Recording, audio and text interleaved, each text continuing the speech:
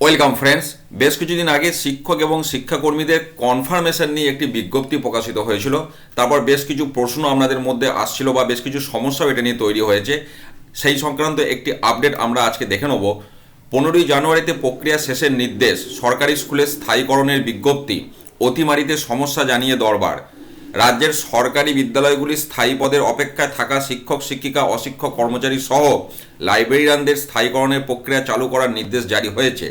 চলতি মাসের দ্বিতীয় সপ্তাহে এই নির্দেশিকা হাতে পেয়েছে স্কুলগুলি। এর ফলে রাজ্যের কয়েক হাজার কর্মরত এবং পদের অপেক্ষায় থাকা শিক্ষক শিক্ষিকা ও অশিক্ষক কর্মীর চাকরি স্থায়ী হতে চলেছে। স্কুল শিক্ষা দপ্তরের জারি করা নির্দেশিকাতে বলা হয়েছে, পদ স্থায়ীকরণের জন্য স্কুলের কাছে নথিপত্র জমা দিতে হবে। এই পর্যায়ভুক্ত শিক্ষক শিক্ষিকাদের এবং অশিক্ষক কর্মী সহ লাইব্রেরিয়ানদের স্কুল ম্যানেজিং কমিটির বৈঠক ডেকে আবেদনকারীর চাকরির শর্তাবলী পূরণ হয়েছে কিনা তা দেখে রেজলিউশন পাস করতে হবে। তারপর প্রয়োজনীয় নথিপত্রের সঙ্গে সেটি পাঠাতে হবে ডিআই অফিসে। সেখান থেকে বোর্ড অফ সেকেন্ডারি এডুকেশনে যাবে আবেদনকারী প্রার্থীর নথিপত্র। তারপর সেকেন্ডারি এডুকেশন ওই প্রার্থীর স্থায়ীকরণের বিষয়টি খতিয়ে দেখে চূড়ান্ত সিদ্ধান্ত গ্রহণ করে কনফার্মেশন চিঠি ইস্যু করবেন। নোটিশে বলা হয়েছে, অন্যান্য বাকি নথিপত্রের সঙ্গে যাদের মেডিকেল টেস্ট এবং পুলিশ ভেরিফিকেশন সম্পন্ন হয়ে গিয়েছে সেই প্রমাণ দাখিল করতে হবে। তবে আবেদনকারীকে বাধ্যতামূলকভাবে তা দিতে হবে না, সব আবেদনকারীকে। জানুয়ারি মাসের 15 তারিখের মধ্যে এই প্রক্রিয়া সম্পন্ন করে ফেলার নির্দেশ দেওয়া হয়েছে। এখন এই সমস্যাতে বেশ কিছু মানুষ রয়েছেন যাদের পুলিশ ভেরিফিকেশন বা মেডিকেল টেস্ট এই দুটোই হয়নি বা দুটোর মধ্যে কোনো একটা হয়নি, বিশেষ করে এই করোনা সিচুয়েশনের জন্য। তো তারপরে যে আপডেটটা আসছে দেখুন, সরকারিভাবে এই বিজ্ঞপ্তি জারির পর অতিমারী সময়কালের মধ্যে বেশ কয়েকটি বাস্তব সমস্যার কথা তুলে ধরে শিক্ষা দপ্তরের দ্বারস্থ হয়েছেন এই শিক্ষক শিক্ষিকারা। All post graduate teacher welfare অ্যাসোসিয়েশনের পক্ষ থেকে দাবি জানিয়ে বলা হয়েছে, 2 বছর চাকরি অতিক্রম করলেও সার্ভিস কনফার্মেশন না হওয়ায় সমস্যায় রাজ্যের হাজার হাজার শিক্ষক ও শিক্ষাকর্মী।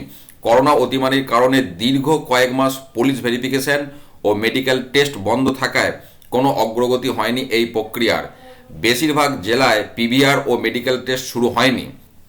সম্প্রতি এ বিষয়ে মধ্যশিক্ষা পর্ষদ কনফার্মেশন সংক্রান্ত নির্দেশিকা দিলেও যাদের এগুলি হয়নি তাদের নথি 15ই জানুয়ারির মধ্যে কিভাবে জমা হবে সে বিষয়ে নবনিযুক্ত টিচারদের মধ্যে আশঙ্কা তৈরি হয়েছে। সংগঠনের আরও একটি বক্তব্য হলো, আগে যাদের ডকুমেন্টস পর্ষদে জমা পড়েছে তাদের কনফার্মেশনগুলি ছেড়ে দেওয়ার প্রক্রিয়া শুরু করা হোক। সংগঠনের যুক্তি, স্কুল শিক্ষা দপ্তরের পূর্ববর্তী নোটিফিকেশন অনুযায়ী 2 বছর চাকরি হলেই স্থায়ীকরণ করতে হবে। অনেক শিক্ষাকর্মী প্রায় 3 বছর হতে চললেও এ বিষয়ে কোনো পদক্ষেপ গ্রহণ করা হয়নি। রাজ্যের প্রায় 16,000 শিক্ষক এই সমস্যায় জর্জরিত।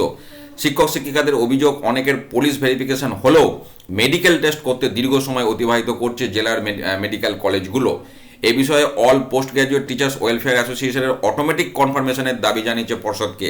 তারা অনলাইনে ডকুমেন্টস জমা ও অটোমেটিক কনফার্মেশনের মাধ্যমে নবনিযুক্তদের অ্যাপ্রুভাল প্রদানের জন্য স্মারকলিপি জমা দেয় পর্ষদকে।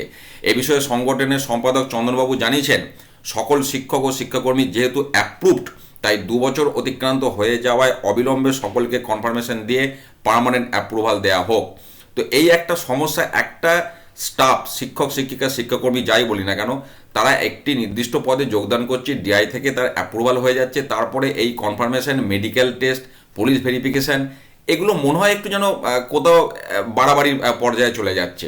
বিশেষ করে এই করোনা পরিস্থিতিতে যেখানে অনলাইনে শিক্ষক শিক্ষিকাদের ট্রান্সফারের মতো একটা বিশাল প্রক্রিয়া হয়ে যাচ্ছে, সেখানে এইগুলোকে এইভাবে ঝুলিয়ে রাখাটা এই পরিস্থিতিতে অন্তত আমার মনে হয় না ঠিক হচ্ছে বলে। তো এই বিষয়ে শিক্ষা দপ্তরের অবশ্যই বিবেচনা করা দরকার যে এই জিনিসটাকে আরেকটু সরলীকরণ কীভাবে করা যায়।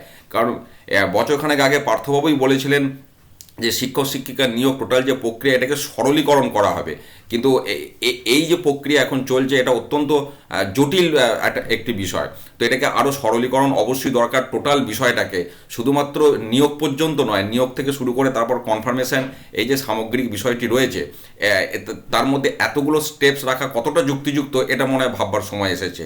আপনারাও আপনাদের মূল্যবান বক্তব্য করুন কমেন্টের মাধ্যমে। ভালো থাকুন, সুস্থ থাকুন, ধন্যবাদ।